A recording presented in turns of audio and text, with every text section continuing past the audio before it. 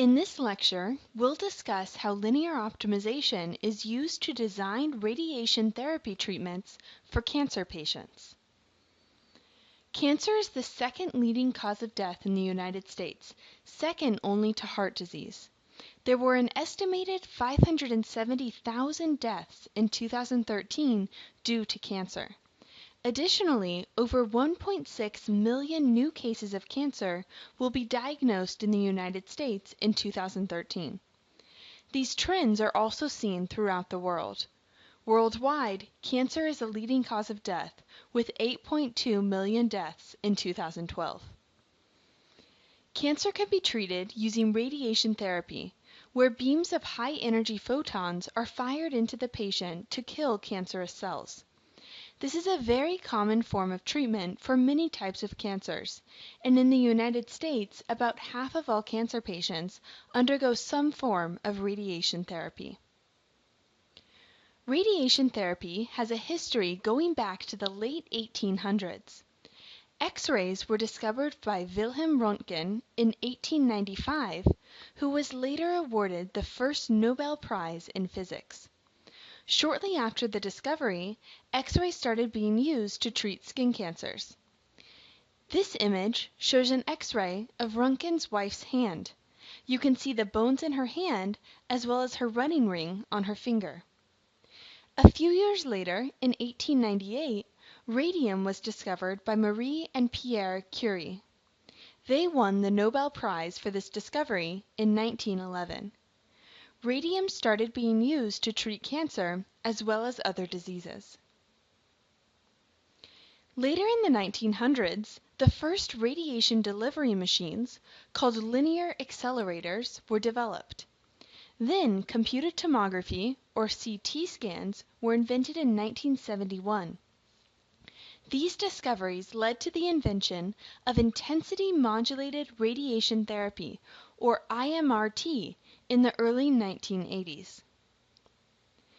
The invention of IMRT significantly improved the ability of radiation therapy to target cancerous cells. To reach the tumor, radiation passes through healthy tissue and therefore damages both healthy and cancerous tissue. This damage to healthy tissue can lead to undesirable side effects that reduce post-treatment quality of life.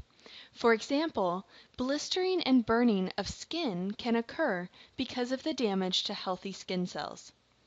For this reason, we want the dose to fit the tumor as closely as possible to reduce the dose to healthy tissue. This became possible with the invention of IMRT. In IMRT, the intensity profile of each beam is non-uniform. Before IMRT, each beam had to have the same intensity, so the tumor could not be targeted very well. But by using non-uniform intensity profiles, the radiation dose can better fit the tumor. Let's see what this looks like. In this image, we have a person's body outlined in black, and then the target, or tumor, and two critical structures also outlined.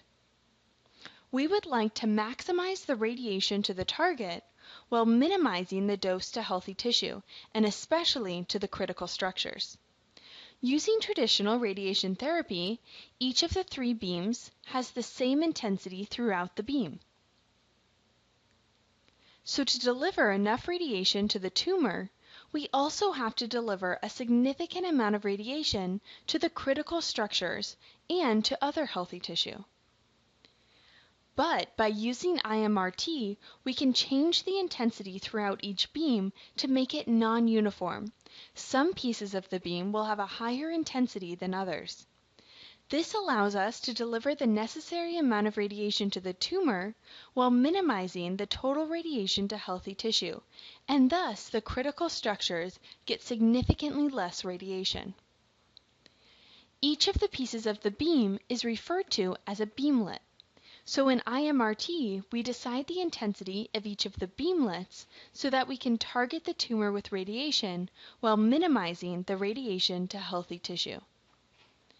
So in designing an IMRT treatment, the fundamental problem is, How should the beamlet intensities be selected to deliver a therapeutic dose to the tumor and to minimize damage to healthy tissue?